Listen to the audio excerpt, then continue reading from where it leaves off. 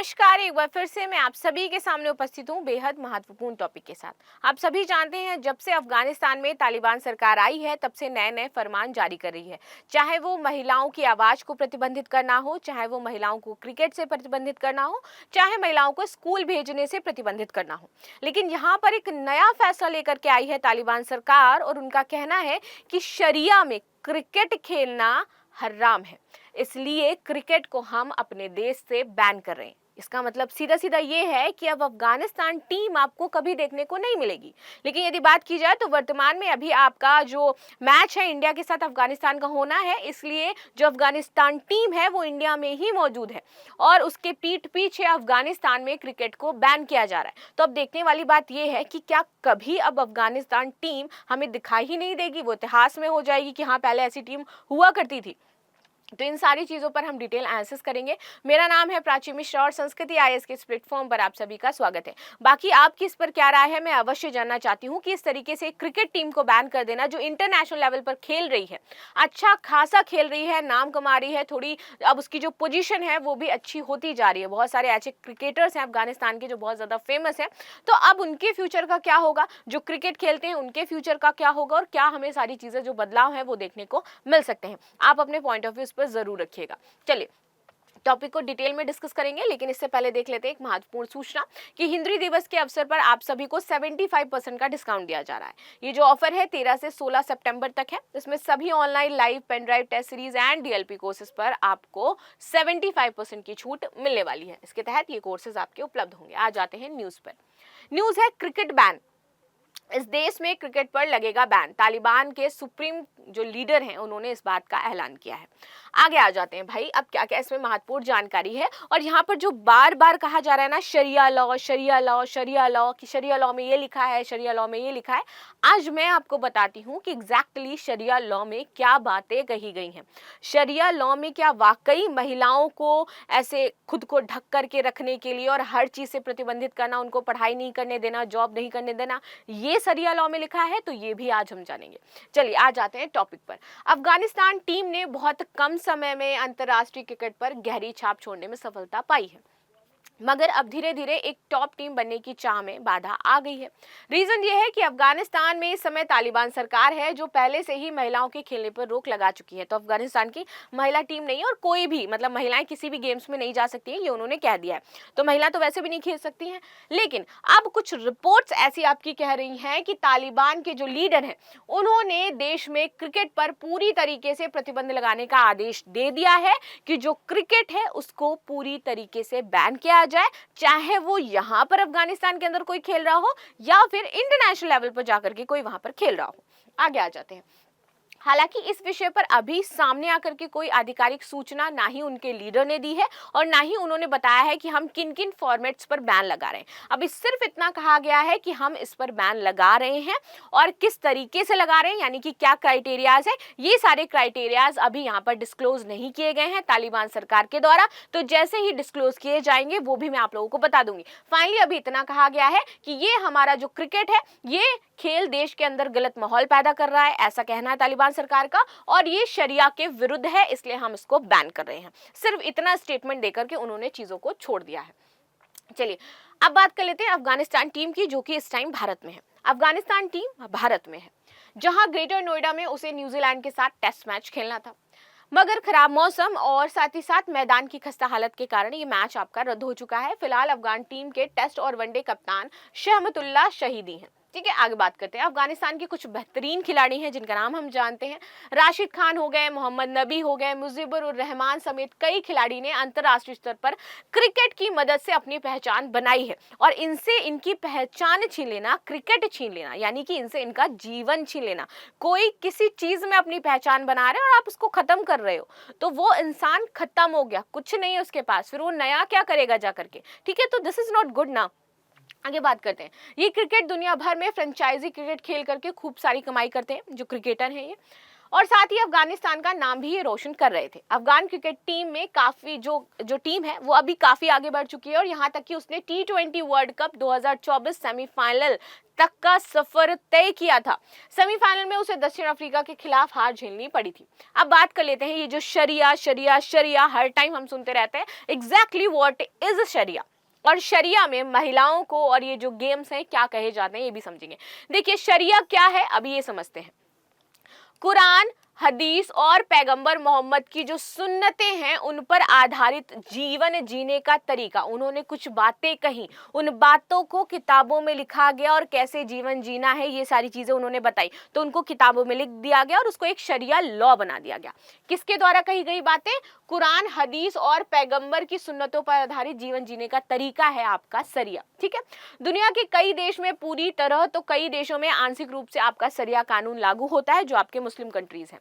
भारत में पर्सनल मामलों में लागू होता है, वहीं ईरान में सभी फैसले में आपका शरिया जो लॉ है वो लागू होता है। पर्सनल मामले जो मुस्लिम्स के पर्सनल मामले हैं वहां पर शरिया की कुछ चीजें हम अलाउ करते हैं, यानी कि इंडिया अलाउ करता है।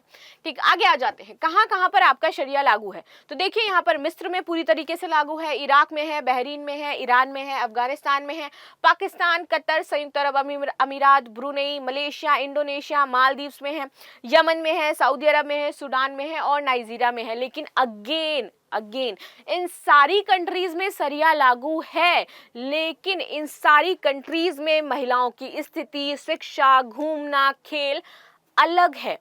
एक तरफ अफगानिस्तान है जिसने अपनी पूरी चीजों को तहस नहस कर दिया है, आपके पास संयुक्त अरब अमीरात है और सऊदी अरब है।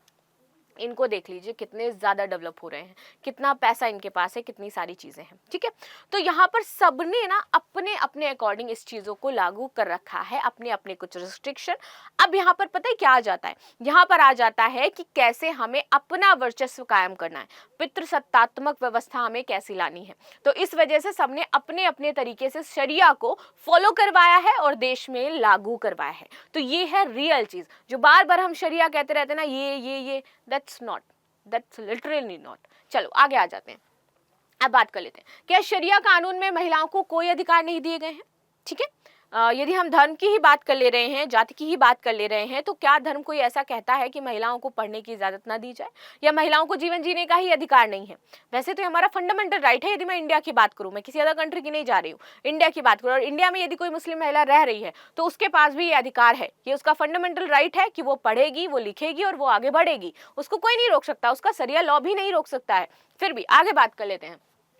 शरिया कानून में ना तो औरतों के काम करने पर पाबंदी लगाई गई है और ना ही पढ़ने पर लगाई गई है। तो अब ये वो लोग कौन से हैं जो ये कह रहे हैं शरिया के अकॉर्डिंग अफगानिस्तान में 6 साल की जो लड़की है उसको आगे पढ़ने की इजाजत नहीं है? ये वो लोग हैं जो अपनी पितृसत्तात्मक व्यवस्था को पुरजोर अपने दम पे वहां पर लागू करवाना चाहते हैं और कहते हैं हम शरिया को लागू करवा रहे हैं।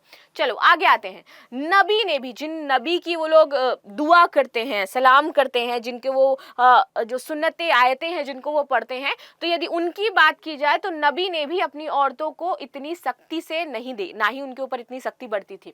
नबी की जो पहली पत्नी थी खदीजा, वो खुद एक बिजनेस वुमन थी और उनकी आखिरी पत्नी आयशा ने नबी के साथ जंग भी जीती थी। यानी कि कुरान में भी मर्द और औरत दोनों के लिए तालीम हासिल करने का हुक्म है। शरीयत में महिला और पुरुष में कोई फर्क नहीं बताया गया है।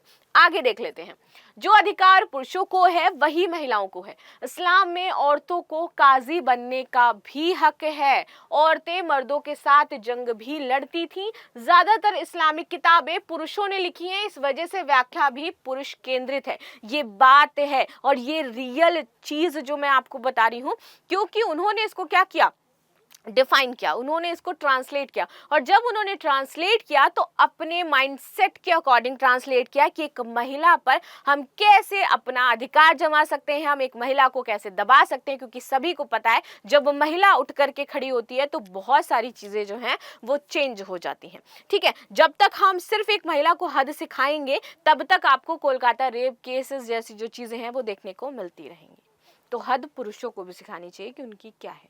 ठीक है, और एक जर्नल बातचीत में ये बात कह रही हूँ, तो इसमें ऑफेंड होने की कोई भी जरूरत नहीं है। आगे आ जाते हैं।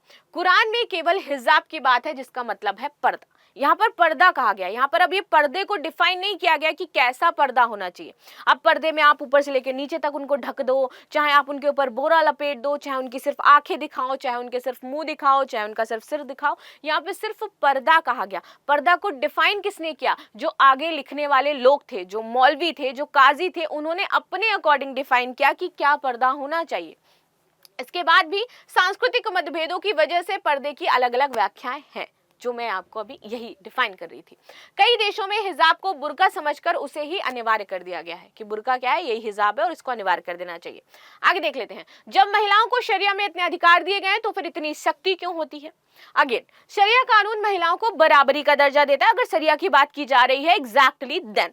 आगे बात करते हैं। महिलाओं पर सख्ती और अत्याचार का आधार शरिया कानून नहीं बल्कि उसकी पितृसत्तात्मक व्याख्या है, जो करी गई है एक गलत तरीके से। आगे बात करते हैं। सऊदी अरब में महिलाओं के लिए ड्राइविंग बैन थी, इसकी वजह शरिया कानून नहीं बल्कि पॉलिटिक्स और पितृसत्ता थी, कि वहां पर वो अपनी तरीके से चीजों को करना चाह रहे थे। इस्लाम ने ही सबसे पहले संपत्ति में महिलाओं को हिस्सा दिया था। अन्य धर्मों के मुकाबले महिलाओं को इस्लाम ने ही सबसे पहले तलाक का हक भी दिया था। शादी के बाद महिलाओं को अपनी मर्जी से नाम चुनने का अधिकार भी था। तो मुस्लिम धर्म इतना स्वतंत्र था, लेकिन उसको रिजिट किसने बनाया? खुद मुस्लिम के जो पैगंबर कहे जाते हैं, मुस्लिम के जो बहुत बड़े धर्म सुधारक कहे जाते हैं, जो मौलवी कहे जाते हैं, जो काजी कहे जाते हैं, जिन्होंने मुस्लिम धर्म को व्याख्यात किया है, व्याख्या करिए, खुद उन्होंने यहाँ पर गलत व्याख्या करके उसको इस तरीके से बना दिया, जबकि मुस्लिम धर्म शरिया लॉ में ऐसी चीजें नहीं है। आगे, पितृसत्तात्मक समाज ने अपने हिसाब से इसकी व्याख्या कर महिलाओं पर पाबंदी लगानी शुरू कर दी। और ये महिलाओं को समझना चाहिए, यहाँ पर उनको आंदोलन करना चाहिए कि जब उनको पता है व्हाट इज रियल शरिया लॉ, शायद वो अभी तक गलती लॉ पढ़ रही हैं। आप रियल शरिया लॉ पढ़ोगे, देखोगे, कुरान फारसी अरबी पढ़नी आती है देन, तो आपको पता चलेगा कि आप महिलाओं के पास अधिकार हैं, तो उसके लिए खड़ी होइए, क्योंकि आप ऐसा कर सकती हैं। आप क्यों ऐसे समाज में रहना पसंद कर रही हैं जहां पर आपको प्रतिबंधित किया जा रहा है, जहां पर आपको दबाया जा रहा है, जहां पर आपको नीचा दिखाया जा रहा है? आप वो पावर है जो कुछ भी कर सकती हैं। ठीक है, चलो, अब डुअल सिस्टम है। जब अब बात की जा रही है कि जब शरिया में ऐसी कोई चीजें नहीं है, तो जो देश शरिया अपने कानून लागू कर रहे हैं, तो उन देशों ने ये अलग अलग चीजें क्यों कर रखी हैं? क्योंकि वो डुअल पर्सनैलिटी है, डुअल सिस्टम वहां पर चलता है। देखिए, ऐसी कई देश है जहां सरकार सेकुलर है और मुस्लिम के लिए अलग शरिया कोर्ट है। निजी मामलों की सुनवाई शरिया कोर्ट में होती है। इसमें न्याय का अधिकार भी हर देश में अलग अलग है। नाइजीरिया, केन्या में अलग शरिया कोर्ट है और पारिवारिक मामलों की सुनवाई करती है। तंजानिया में एक ही कोर्ट में फरियादी के धर्म के आधार पर शरिया और सेकुलर कानून के हिसाब से फैसला सुनाती। तो इस तरीके की चीजें यहाँ पर आपको बताई गई हैं कि कैसा dual personality, dual system in सारी चीजों में चल रहा है और गलत गलत चीजें बता करके लोगों को भ्रमित किया जा रहा है। खैर, ये सारी चीजें थी जिन पर हमने डिस्कशन किया। हम मिलते हैं नेक्स्ट क्लास में, तब तक के लिए धन्यवाद। लाइक शेयर सब्सक्राइब करना बिल्कुल भी ना भूलें और बाकी आपके क्या व्यूज हैं मुझे अवश्य बताएं। Thank you so much.